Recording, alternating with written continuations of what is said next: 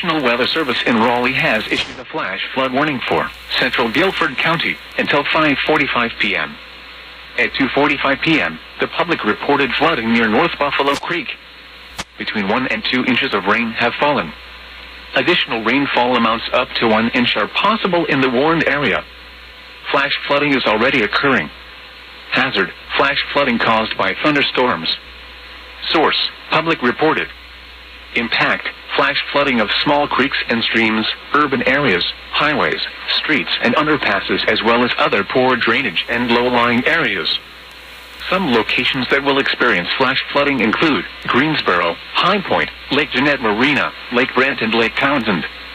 This includes the following flood-prone locations: South Buffalo near Holden Road and Interstate 40, Horseppen Creek near Old Battleground Road, Latham Park near North Buffalo Creek, Wendover Avenue near Latham Park and North Church Street near East Cone Boulevard. Turn around. Don't drown when encountering flooded roads. Most flood deaths occur in vehicles. Repeating, a flash flood warning has been issued until 5:45 p.m. for the following county: Guilford, North Carolina,